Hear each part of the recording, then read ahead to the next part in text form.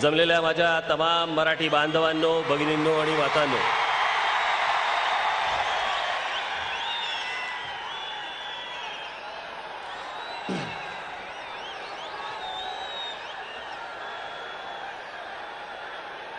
Television चॅनलच्या समोर असलेल्या सर्व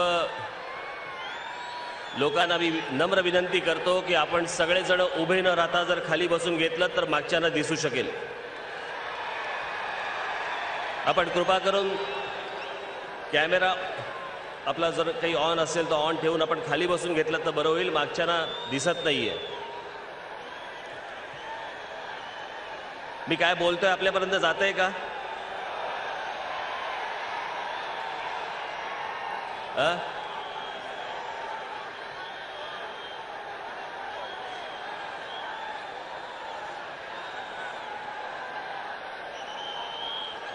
कृपा करून आपण खाली बसून घ्या, मागच्यांना दिसत नाहीये.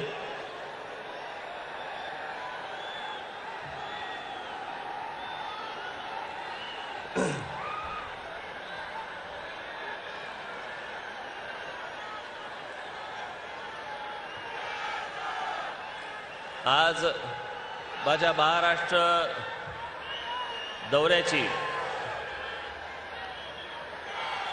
जळगावात सांगता आज होत आहे. त्या सांगतेची आज इथे सभा होत आहे.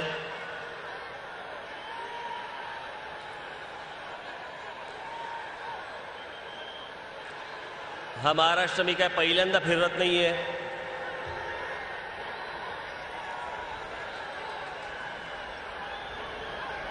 सर्वसाधारणपणे तालुका लेवलला मी आतापर्यंत 5 ते 6 वेळा महाराष्ट्र फिरलेला आहे.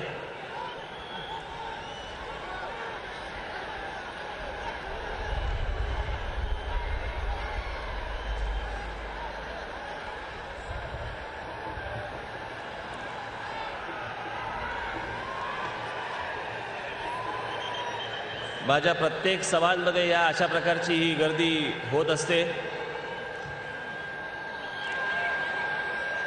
हे इथे जे कोणी बसलेत त्यांनी हे जे बाटल्या भिरकावणे आणि पाणी टाकणे हा जो प्रकार चालू आहे हा कृपया आता त्वरित थांबवावा.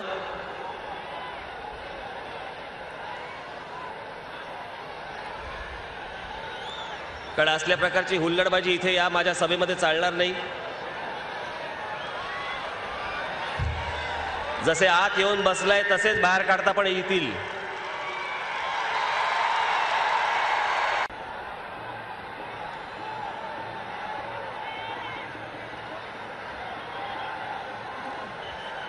आता सगळ्यांना बसा बसा उठा उठा करत बसू नका. तुम्ही जिकडे तुम्हाला उभं राहता येईल उभं राहायला पण जागा नाहीये.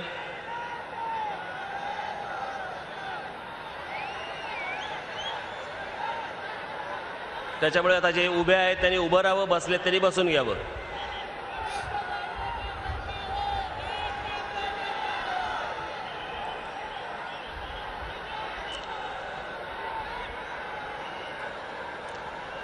हा संपूर्ण महाराष्ट्र मी गाडीने प्रवास अख्खा करत असताना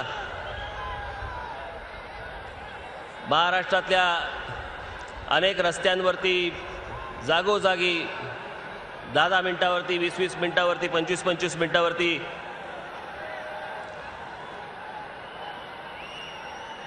महाराष्ट्र नवनिर्माण सेनेवरती प्रेम करणारे असे हजारो जण रस्त्यात उभे असायचे. त्यांचे मी स्वागत घेत आलो. अनेक ठिकाणी तब्येतीच्या कारणास्तव काही गोळ्या वगैरे काही चालू असायच्या, त्याच्यामुळे दुपारच्या वेळेला किंवा कधी अशी ग्लानी यायची आणि त्या ग्लानीच्या वेळेत थोडीसा डुलका लागला की काही वेळेला जे मध्ये भेटायला आलेले असायचे, स्वागताला आलेले असायचे, यांच्याशी बोलणं माझं भेटणं होत नसे.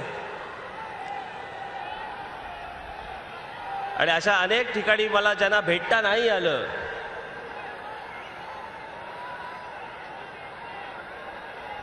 अनेक ठिकाणी माझ्या माता भगिनी पंचारती घेऊन ओवाळण्यासाठी उभे असायच्या. तिथे कुठे मला जर थांबता आलं नसेल तर आजच्या या महाराष्ट्र दौऱ्याच्या सांगता सभेला मी त्या सर्वांची दिलगिरी व्यक्त करतो. पुढच्या माझ्या महाराष्ट्र दौऱ्याच्या वेळेला ही चूक परत होणार नाही, परत ह्या असल्या गोष्टी होणार नाहीत. कारण प्रत्येक वेळेला काही माझ्याच हातात सगळ्या गोष्टी असतात अशातला भाग नाही, परंतु ती गोष्ट राहून गेली. काल पण मला धुळ्यावरनं येताना काही ठिकाणी काही गोष्टी राहून गेल्या, काही जणांना भेटता नाही आलं, क्षमस्व.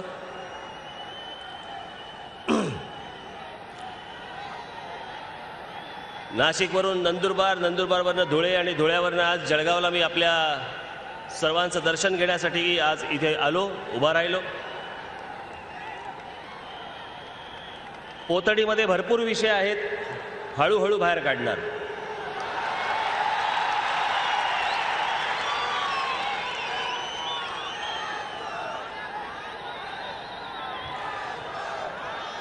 त्याच्यामुळे आपण सगळेजण जर शांतपणे जर माझं बोलणं ऐकून घ्याल, अनेक गोष्टी आपल्यालाही कळतील. माझी सर्वांना नम्र विनंती आहे की आता जे उभे आहेत त्यांना कृपा करून उभे राहू द्यात, बसाबसा करू नका.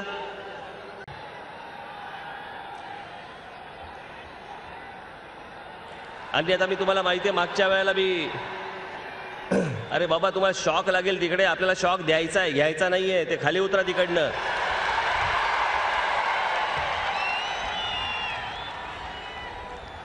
अरे खाली उतरा तिकडे, शॉक बीक लागेल त्याच्यावरती.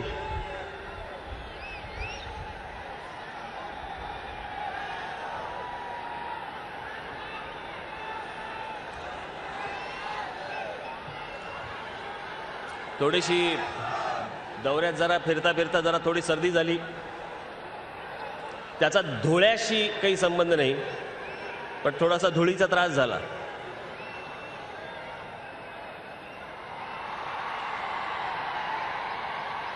काल जळगावात आल्यानंतर मला पत्रकार बांधव माझे भेटले. कुठे आहेत?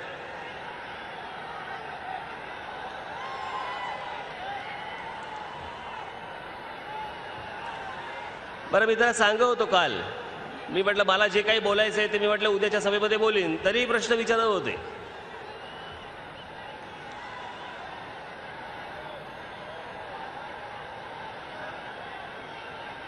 काहींचा अजेंडा होता, काहींचा काय होतं मला माहिती नाही. मला इथल्या एकाने प्रश्न विचारला की म्हणे तुम्हाला कोणतरी कोण येऊन भेटून गेले मला,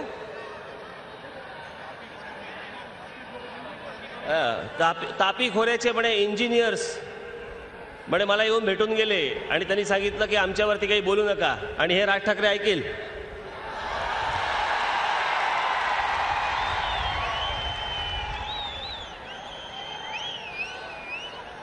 या राज ठाकरेला विकत घ्यायला अजून जन्माला यायचं आहे.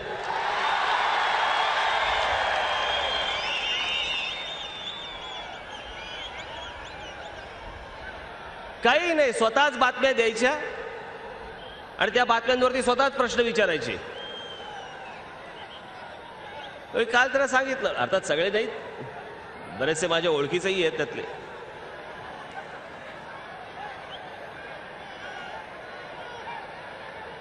मी त्यांना म्हटलं की तुम्ही नका सांगू मी काय भाषण करायचंय. म्हटलं तुम्ही काय लिहिता हे मी सांगतो का तुम्हाला, ह्याच्यावर लिहा म्हणून?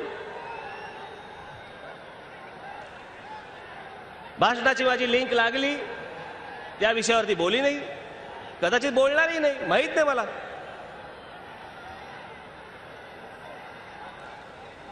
कल्पना नाही. मग तुमचं ते एकनाथ खडसेंबरोबर झालेला वाद,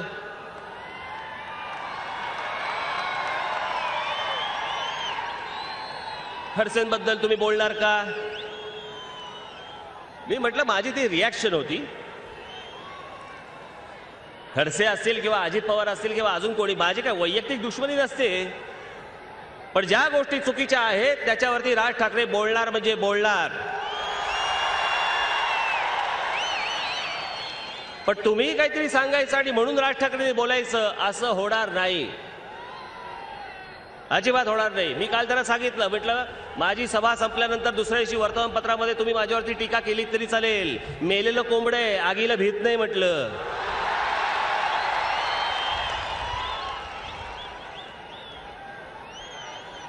आम्ही फक्त टीकाच सहन करतोय आतापर्यंत.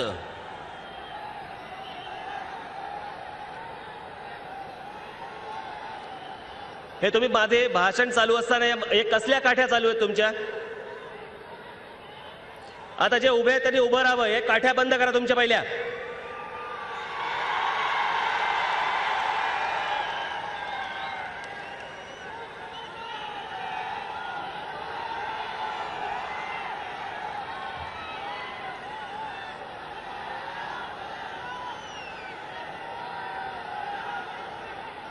त्याच्यामुळे मला जे काही बोलायचंय मी ते तुमच्याशी सविस्तर बोलीन. मी दौऱ्याला निघतानाच सांगितलं होतं की मी मत मागायला येत नाहीये, मी माझं मत मांडायला येतोय. ते मत माझं आहे, माझ्यावरती कोणी लादायचं नाही, अजिबात लादायचं नाही. उद्या सकाळी इथे माझी जळगाव कोर्टामध्ये केस आहे, ते आमचं चालूच असतं.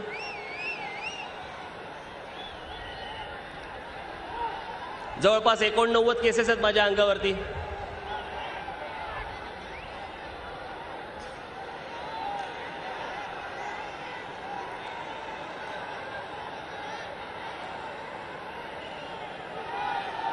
तुमची ही वागणूक अशीच जर राहणार असेल, मी आता भाषण बंद करतो. कळलं का? मी असं भाषण नाही करू शकत. मी ऐकलंय त्याप्रमाणे इथे जळगाव मधले सर्व लोक मला सांगत होते की शिस्तप्रिय आहेत. ही शिस्त?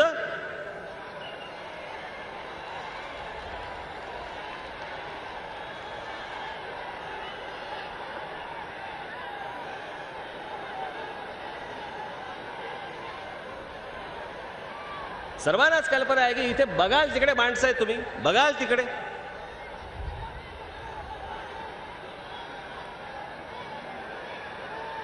पण तुमच्यात जर समजा संयम नसेल आणि जर समजा तुम्हाला शांतपणे बसून ऐकता येत नसेल, मी काही करू शकत नाही. मी असं भाषण नाही करू शकत.